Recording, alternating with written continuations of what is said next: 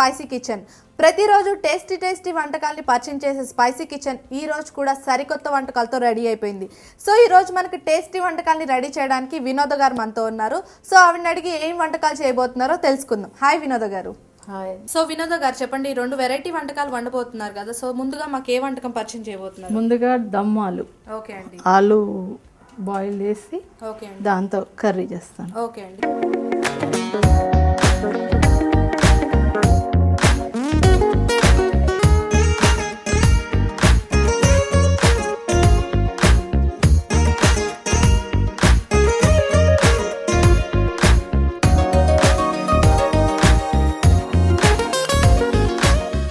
So దానికి ఏమేమి పదార్థాలు కావాలి? దానికి ఆవాలు, జీలకర్ర, పండు మిర్చి, అల్లం వెల్లుల్లి పేస్ట్, ఉల్లిపాయలు, పసుపు, కరివేపాకు, కొత్తిమీర, ఆయిల్. సో మనకి బాగా వేడెక్కుతుంది కదా. సో నెక్స్ట్ మనం ఏం చేస్తున్నాం? ఆయిల్ వేయాలి ఇందులో. ఓకే అండి. సో ఎన్ని టేబుల్ స్పూన్స్ ఆయిల్ వేస్తున్నాం? కొంచెం ఆయిల్ వేసి టూ స్పూన్స్ ఆయిల్ వేసి ఓకే. దీంట్లో పండు మిర్చి, ఓకే అండి, తర్వాత ఉల్లిపాయలు వేయించుకోవాలి. ఓకే అండి. ఇవి కొంచెం వేగాక పక్కన పెట్టుకొని ఓకే అండి. ఈ పొడి దాంట్లో ఇవి వేయించుకోవాలి. ఓకే. జీలకర్ర వేయించుకోవాలి. ఓకే అండి. జీలకర్ర సో ముందుగా మనం ఆల్రెడీ మనం ఆలుని ఉడకబెట్టి పొట్టు తీసాం కదా. సో అన్ని సైజ్ ఓకే అంటే ఈ కలెక్ట్ చేసారా? ఎలా? నేను మార్కెట్ లో దొరుకుతాయి, నేను అన్ని చూసుకొని తెచ్చుకున్నా. సో అన్ని ఒకే సైజ్ లో చక్కగా ఉన్నాయి.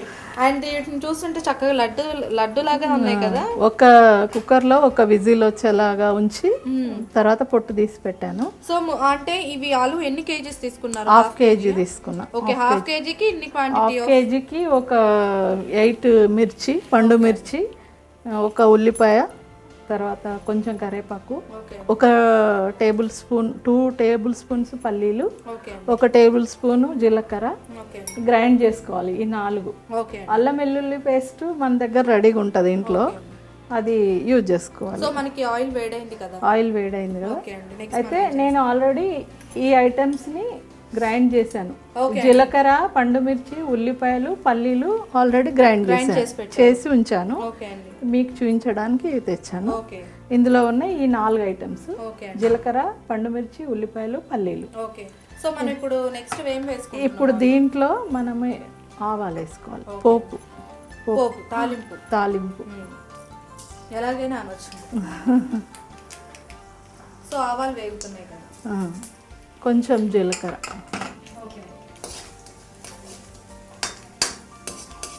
ఇది గ్రైండ్ చేసిన ముద్ద ఉంది కాబట్టి మనము ఆలు ఈ అల్లం వెల్లుల్లి పేస్ట్ వేసి పసుపు వేసి ఆలు అందులో కొంచెం వేగనిచ్చి ఆ ముద్ద దీంట్లో వేసేసి కొంచెం చాలా ఫాస్ట్గా అయిపోయాయి.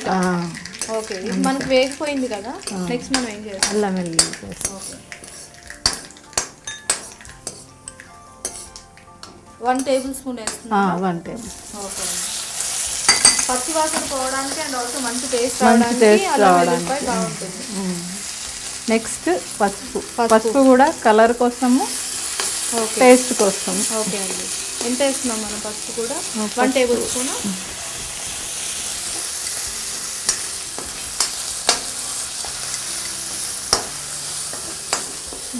సో మీరేం చేస్తూ ఉంటారు? నేను హౌస్ వైఫ్ని. మీ పిల్లలు ఎంతమంది? నాకు 3 పిల్లలు. ఓకే అండి. కొంచెం సో ఆయిల్ కొంచెం యాడ్ చేసుకున్నాము, కొంచెం అడుగంటకుండా. ఓకే అండి.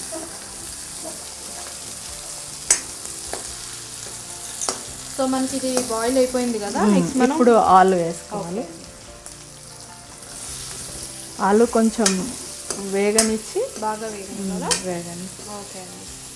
సో ఈ ఆలులో కొంచెం సాల్ట్ వేయాలి, ఎందుకంటే ఆలు లోపలికి వెళ్ళడానికి. నేను ఆల్రెడీ పేస్ట్లో కొంచెం ఉప్పు కలిపి, అంటే ఆలుకి పట్టడానికి. ఓకే అండి. మీరు ఆల్రెడీ బాయిల్ చేసేటప్పుడు కొంచెం వేసుకున్నారు కదా. ఆయిల్ ఇందులో కొంచెం వేసాను నేను, ఇది గ్రైండ్ చేసిన దాంట్లో. బాయిల్ చేసేటప్పుడు ఆలు వేయలేదు? బాయిల్ చేసేటప్పుడు వేయలేదు, ఇందులో వేసాను, ఈ పేస్ట్లో వేసాను. ఓకే అండి. కొంచెం మొత్తం. సో చెప్పండి, మీకు ఎంతమంది పిల్లలు? 3 పిల్లలు. సో ఏం చేస్తుంటారు? 2 అమ్మాయిలు 1 అబ్బాయి. ఓకే. 2 అమ్మాయిలు పెళ్ళిళ్ళు అయిపోయినాయి. ఒక అబ్బాయి. ఓకే అండి. తనేం చేస్తుంటారు? అబ్బాయి బీటెక్. ఓకే, ఇప్పుడు చదువుకుంటున్నారు. అమ్మాయి పెద్ద అమ్మాయి సాఫ్ట్వేర్ ఇంజనీర్. అల్లుడు పెద్ద అల్లుడు సాఫ్ట్వేర్ ఇంజనీర్. సాఫ్ట్వేర్. చిన్న అమ్మాయి డాక్టర్. చిన్న అల్లుడు కూడా డాక్టర్. ఒక సాఫ్ట్వేర్ ఇంజనీర్, ఒక డాక్టర్, ఇప్పుడు ఇంకొక అతను సాఫ్ట్వేర్ కంపెనీకి వెళ్ళిపోతున్నాడు. సో మీ హస్బెండ్ ఏం చేస్తూ ఉంటారు? ఆయన వరుణ్ మోటార్స్ లో మేనేజర్. ఓహో. సో మార్నింగ్ వెళ్ళిపోతే మళ్ళీ ఈవినింగ్ వస్తారు. ఇప్పుడు ఎవరో ఒకరు గెస్ట్లు వస్తూ ఉంటారు. ఓకే అండి. ఇప్పుడు మనం దీంట్లో అవన్నీ గ్రైండ్ వేసేసాను. ఓకే అండి. సో వాటర్ యాడ్ చేసుకోవాలా మనం ఏమన్నా? వాటర్ చేసి ఇప్పుడు యాడ్ చేసుకోవాలి. ఇప్పుడు ఇందులో పోయింది. దీని నిండా పోయమంటారా? ఓకే, సరిపోతుంది.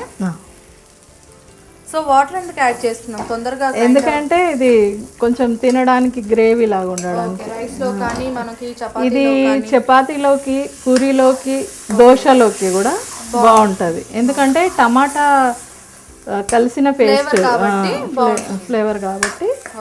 ఇది పులుపు కాబట్టి దోశలోకి, చపాతీలోకి, పూరీలోకి, మూడిట్లోకి బాగుంటది. జనరల్ గా మనం పూరీకి ఆల్రెడీ ఆలు కర్రీ ఎలాగో చేసుకుంటాం కాబట్టి దీంట్లో ఆలు కూడా ఉంది కాబట్టి సరిపోతుంది. ఉల్లిపాయలు, పండు మిర్చి, టమాటా అన్నీ ఉన్నాయి కాబట్టి.